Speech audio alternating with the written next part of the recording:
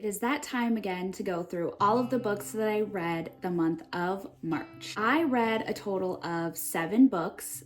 4 of those books were physical books, and 3 of those books were on my Kindle. So let's dive into it. The first book that I read was All the Missing Pieces by Catherine Cowles, and I rated this 4.5 stars. In this story, we are following Ridley, who has a true crime podcast, and she helps solve cold cases. There was a situation where her sister went missing years ago, and this is where her passion kind of came to be. She ends up following a case that leads her to a small town, and she comes across a very broody sheriff named Colt, who questions her motives and doesn't really know why she is there because they've seen a lot of people come into town and ask a lot of questions surrounding this specific case. What I loved the most about this story is the mystery element wrapped into the romance story. And it's very fast-paced, very easy, and I really enjoyed it. Next up, I read Before I Let Go by Kennedy Ryan. I rated this 5 stars. I absolutely loved this story. In this story, we are following Yasmin and Josiah, who are divorced, co-parenting, and business owners. They are trying to move on, but they're also very drawn to each other still. You get to see them both navigating life after divorce while also co-parenting and running a business together as well. This story is so raw, so real. The quotes in here are amazing. I could not put this book down. It's also dual point of view, which I appreciate because we get to see both Yasmin and Josiah in their processing of going through life after divorce. I loved how this author talked about mental health. There's a lot of themes of grief. There is some mention of child loss and just depression and anxiety and things like that. But I think the way that the author discusses that topic and really kind of loops in the importance of therapy and growing and communicating, watching our characters both grow in all of those areas was really cool to see. It's such an important story, and I really enjoyed it. Next up, I read Anxious People by Frederick Bachman, and I rated this 5 stars. It is a failed bank robbery hostage situation, and it's very funny and witty. It also has such a realness to it of the human experience. Frederick Bachman's writing is so interesting to me because you're really just following every single character. You are in each character's head and you really get to know every single character in this story.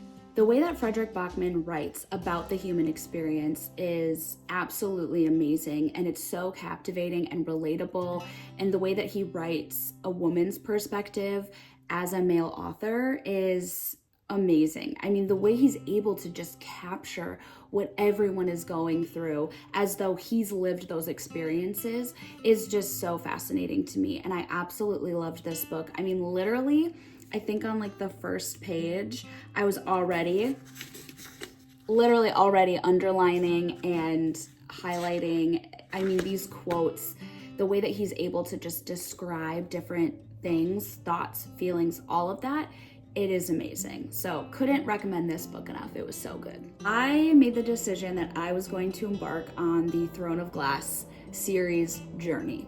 So I decided to start with The Assassin's Blade by Sarah J. Maas, and I rated this 4.5 stars. This story, we are following our main female character, Selena, who is an assassin, and this is a prequel to the Throne of Glass series. So we really get to spend quality time, if you will, with our main female character. We get to follow her on a bunch of different adventures and journeys. We just really get to know her, which is why I'm very glad that I started with this. There's a different reading order that people suggest which book to start with and when to read The Assassin's Blade. I don't love reading a prequel midway through the series, so I decided to start with this, and I am very happy with that decision because I feel like it has made me fall in love with our female main character.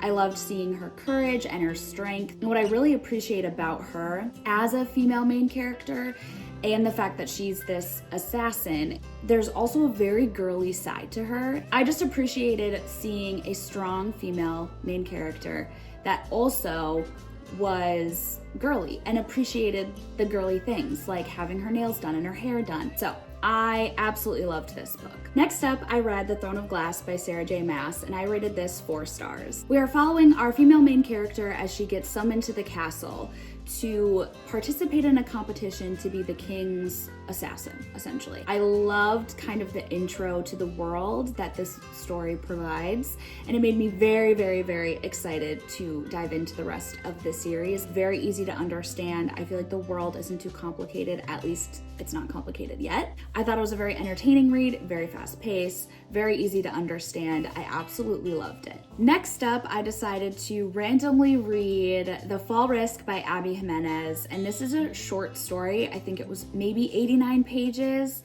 and I rated this 5 stars. I almost wished that it was a fully fleshed out story because it was so good. I literally read it, I think, in like an hour or less. It was so good. Essentially, in this story, we are following our 2 main characters who get stuck in their apartment over Valentine's Day weekend. There's a little bit of suspense piece to it because our female main character has a stalker, and then our main male character, he does something with trees. I don't know if he like cuts them down or something. I can't exactly remember what he does. It is such a funny, romantic, quick, and easy read. I absolutely loved it. Again, I wish it was a fully fleshed out story because it was only 80 something pages, but I absolutely loved it. I couldn't put it down. It was a really good palate cleanser, and it made me miss Abby Jimenez writing because she just has a way of writing her stories. I absolutely loved it.